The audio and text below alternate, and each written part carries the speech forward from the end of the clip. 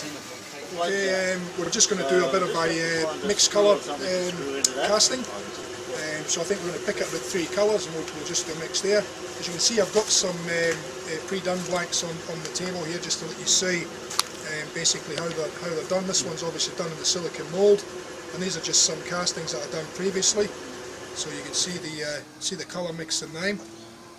They do look very, very different when you turn them, obviously. A lot of the colours will actually come out and separate in them. This was another one that had a different mix of colour in it. There's golds and blacks and blues through that one. So again, just lets you see what they are.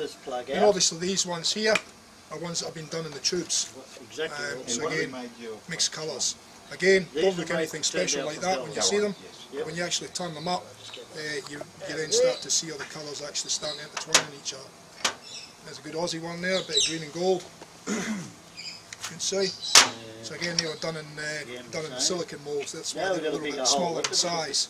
These ones. Maybe a problem. On the table here we've got some dyes, same as what Neil was using before and his other castings that he was doing. So just little bottles like that. Again, I think these ones came from Barnes.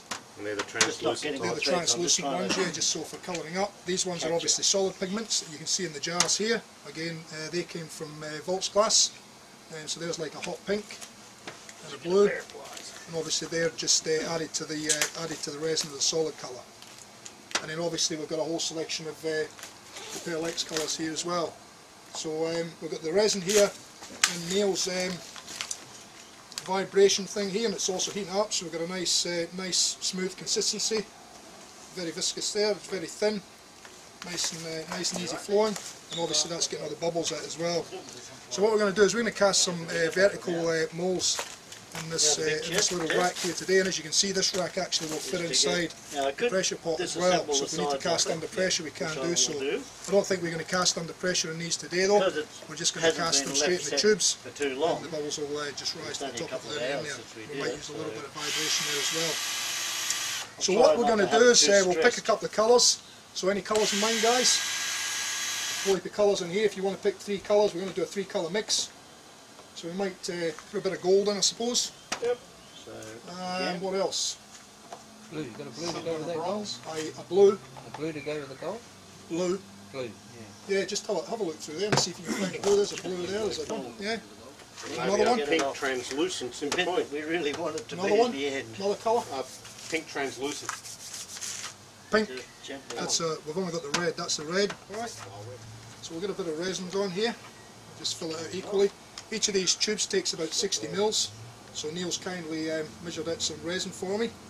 So what we're going to do is we're just going to pour that. To flow a little bit under the mould.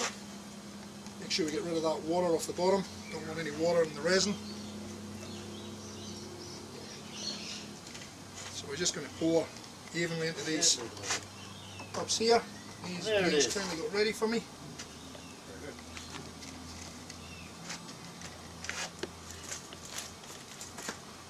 What did you measure out, Neil? About 120? That's it.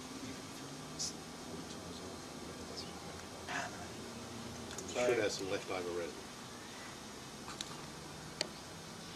I mean, I mean, you could clean that off, but for what I want to do, that's for a Majestic.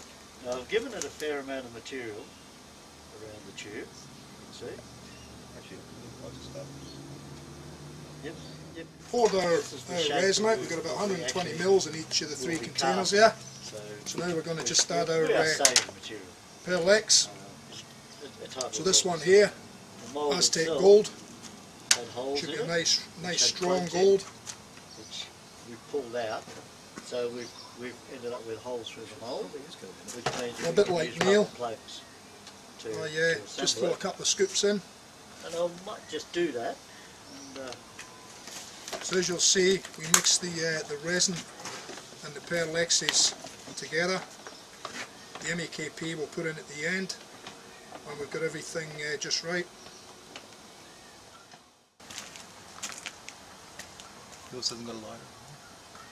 You're right. I guess the difference in doing this, mixing the colours as opposed to just putting in the straight colours like what Neil was doing before, is the fact that what we need to do with these ones is once we add the MEKP, we need to leave them for a while to let them actually start to go off. Part of a So what we're trying to do is, again, it depends on what you're trying to achieve in the blank. I mean, obviously if you want the colours to mix and mix together more, then obviously you're going to pour them when they're a little bit... The pen are just nearly got all water, around the tube. Sorry? nearly got water in it. Yep, them all works. So you can see there's the blue one pretty much mixed. And we're going to keep mixing it as we add the MEKP as well, so everything will get well mixed. But what I was saying before was, what you're trying to achieve in the blank depends on when you're going to pour into your tubes.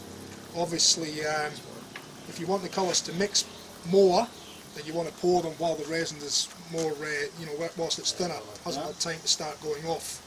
And obviously if you want the colours to stay separated, then we obviously want them to gel off. Rubber bushes. So it just means once we've added the MEKP, we're going to leave them for a lot longer to let them start to gel, and then just before we hit that gel, that's when we want to start pouring them into the tubes, so they tend to stay separated as opposed to mixing together.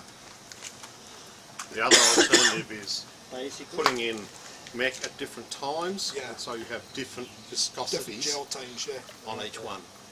But you'll find the colours make it a different gel time anyway. They do. Sometimes they put the exact same quantities in. As Neil says, you'll use a different colour, and one will go off and you'll still be waiting for ages after the other one, maybe several minutes sometimes, for the other one before it'll even start to gel. So there's the blue and the gold done. Now we're going to put some red in. The jugs I'm using, they come from Bunnings. Yeah, so that'll... If you get them on special, they're only 80 cents to $1. Normal price these days is about $2.50. But you notice they've got a long spout. And that's really handy for pouring resins.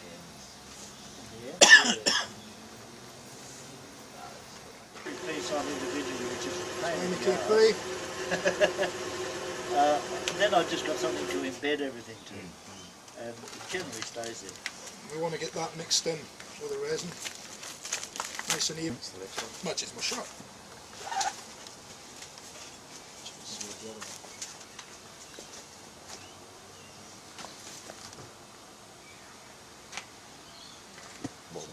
So that's them all with the MEKP in them now, so now it's just a case of keeping mixing them and just keeping checking the gel. We just want to get them just before they start to go right off. You see that still, again, if we look at the stick, we can't see the stick through the colour, so we've pretty much got the right amount of parallax in there. Same again.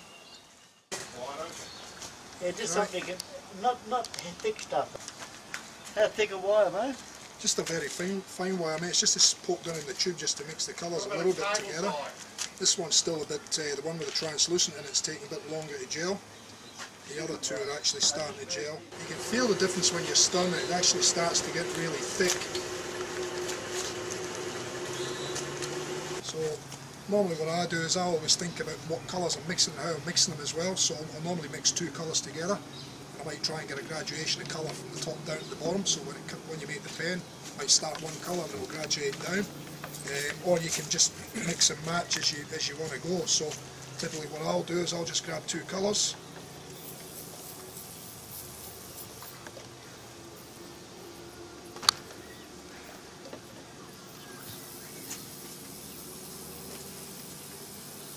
Start to gel, isn't it? Sort of.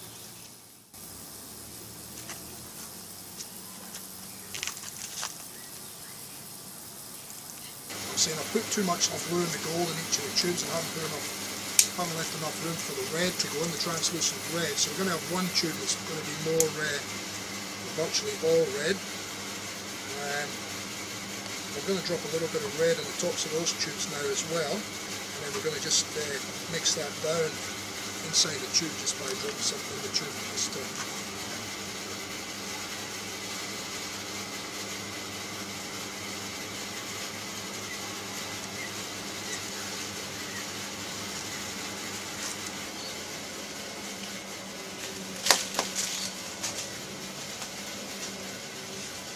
this one was taking longer to gel off than the other one, Trying to get a level. but you can see it's actually started to really gel off now. So again, there's no real science in it. I mean, it's they're all going to look a little bit different. The first 3 or 4 that are done will come out And that's basically them. So that's them done now. So I mean, you could pressure cast them if you wanted to, but generally I find that the vertical ones like that, the balls will just rise to a little piece of fine wire, because normally when you push this in, I just give it normally a couple of twists just to get a bit of the colour mixing. You'll see there you get a fair bit of it sticking to the